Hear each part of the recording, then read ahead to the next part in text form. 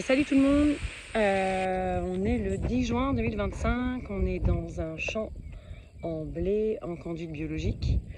Et là, cette petite vidéo qui est faite sur le tas, donc je suis en train de faire les prélèvements de sol pour faire des analyses biologiques. L'objectif de ces analyses, c'est déjà de voir une corrélation entre la texture d'un sol. Donc il n'y a pas un sol, il y a des sols. Donc rien que sur certains parcelles par exemple, on va observer des différences et des hétérogénéités de texture, c'est-à-dire que par exemple ici on est dans un sol qui a l'air beaucoup plus calcaire. Conséquence directe sur le sol, je vous fais voir en image, on a un sol qui ne résiste pas très bien, comme vous pouvez voir, à la sécheresse. Donc très vite il va faire des fentes et craquer. Sur les cultures, vous voyez là, la hauteur en fait, elle est très petite quoi. Alors que un peu plus loin, eh bien j'aurai des blés qui vont m'arriver au niveau de la poitrine. Donc déjà on observe bien entendu un effet de la texture du sol. Est-ce que mon sol il est à dominante argileuse? Est-ce qu'il est à dominante sableuse? Est-ce qu'il est un peu sablonneux-libonneux? Donc ça c'est hyper important parce que ça représente la maison des micro-organismes. Donc effectivement quelqu'un qui va avoir un sol aéré, donc un peu plus sableux, c'est quand même un peu moins la galère pour que le système racinaire du blé se développe ou d'une autre culture se développe, parce qu'on aura naturellement une maison qui sera aérée avec des cavités, des trous, des tunnels, qui fait que la racine va passer à travers. Donc ça, c'est si on pense uniquement au sol comme une maison inerte qui n'abrite pas d'habitants. Comme je vous parle sur cette chaîne très souvent des micro-organismes qui doivent peupler le sol et former une sorte de chaîne alimentaire, donc bactéries, protozoa, ensuite champignons, nématodes, micro-arthropodes.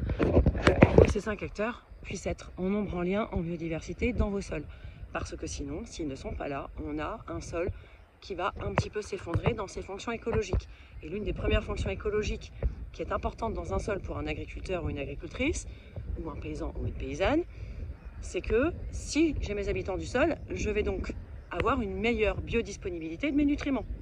Parce que le job des micro-organismes qui sont dans ce sol, et surtout de la chaîne alimentaire du sol, plus communément appelé réseau trophique du sol, c'est quand même d'avoir des sortes d'interactions pour que les nutriments soient biodisponibles pour ma culture, pour que mon blé il puisse pousser, sans que j'ai, moi, agriculteur, à mettre la main en porte-monnaie, sinon ça se transforme en coût de production. Donc il faut vraiment comprendre que le moins j'aurai de biologie dans mon sol, et je ne vous parle pas uniquement de bactéries, s'il vous plaît, ne confondez pas les réseaux trophiques du sol avec les bactéries. Les bactéries, c'est en gros un seul groupe. En gros, il nous faut des virus, il nous faut des champignons, il nous faut voilà, tous les autres acteurs du sol dont je vous ai parlé. Donc quand ils sont absents, eh bien j'ai un sol qui va très mal résister à la sécheresse, qui va absolument pas être, regardez-moi ça, je ne sais pas si vous voyez, qui va, hop, alors certes il a une texture très argileuse, mais la structure n'existe pas là. D'accord? Donc, si l'habitat il est effondré, il n'y aura pas d'habitants. Vous n'allez pas vivre, vous, dans une maison qui vient de se faire bomber, par exemple. D'accord? Les murs sont effondrés, vous n'allez pas vivre là-dedans.